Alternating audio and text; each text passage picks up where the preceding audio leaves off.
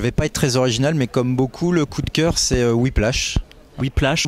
Et Whiplash. Sans hésitation, c'est Whiplash de Damien Chazelle.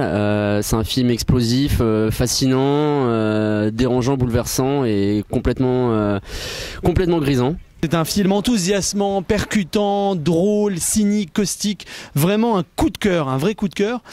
Une baffe dans ma gueule, une baffe dans la gueule de beaucoup de gens, puisqu'il y a eu une standing ovation à la fin du film de 10 minutes, un quart d'heure. Enfin, tout le monde était complètement galvanisé à la fin du film. Et la prestation de Miles Teller est incroyable. J.K. Simmons qui a enfin un rôle à sa mesure dans le rôle d'un prof de musique absolument odieux et sadique.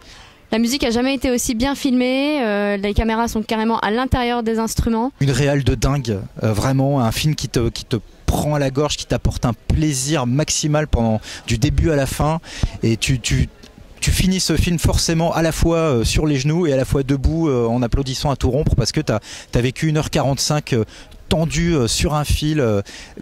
C'est jubilatoire, j'aime pas ce mot, il est devenu complètement galvaudé, mais c'est jubilatoire. J'ai beaucoup aimé It Follows, un film d'horreur, mais c'est presque réducteur de dire que c'est un film d'horreur. C'est un film esthétiquement parfait, vraiment parfait, ça je pèse mes mots. Mon gros coup de cœur, c'est High Origins, donc de Mike Cahill.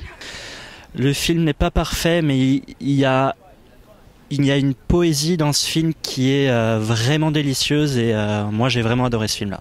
Qui est hyper poétique, hyper intelligent, et les personnages sont hyper attachants. Enfin voilà, j'ai adoré.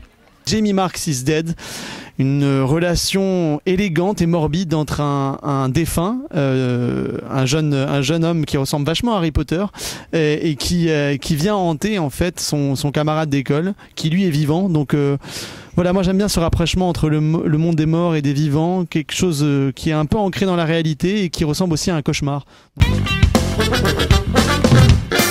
On a un peu le choix, mais j'hésite un peu entre Avant d'aller dormir et Alex of Venice. Alex of Venice, je ne sais même pas pourquoi il a été présenté. Dans le genre film vin indépendant qui tourne à vide, je pense qu'il a la palme. It Follows, c'est vrai qu'il y a une ambiance qui est géniale, qui est hyper maîtrisée, mais je trouve que le scénario est un peu faible. Eleanor Rigby, j'adore les deux acteurs, et je trouve qu'on s'attache très peu aux personnages et que finalement tout ce qui se passe un peu devant nos yeux, ça nous passe un peu à côté.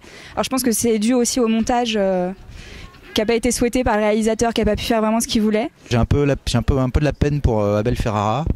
Je me suis fait chier comme un rat mort devant Pasolini. J'avais pas vu Welcome to New York, mais j'ai cru comprendre que Pasolini, au niveau de la forme au moins, était un petit peu plus soigné. Le Pasolini de Ferrara que j'ai trouvé complètement vain et inintéressant. J'ai l'impression de voir Robert De Niro à la fin de Raging Bull tout seul devant son miroir. J'ai l'impression que Ferrara, c'est ça de plus en plus à chaque film. C'est lui tout seul devant son miroir. Je trouve que ça fait de la peine. Hein. Voilà. Miles Teller dans Whiplash. Deauville cette année, c'est Miles Teller. C'est Shailene Woodley dans White Bird et Miles Teller dans Whiplash, et c'est des acteurs qui ont tourné ensemble, hein, notamment dans The Spectacular Now. Miles Teller qui est absolument énormissime en batteur de jazz. Vraiment Miles Teller, ce que je l'avais pas trop aimé dans Spectacular Now, son personnage m'avait vraiment énervé. Et là, pour moi, c'était une grosse révélation. Il se donne à 100% dans son rôle, il est impressionnant, il entre dans des états de transe, des états de rage, et chapeau bas au bonhomme.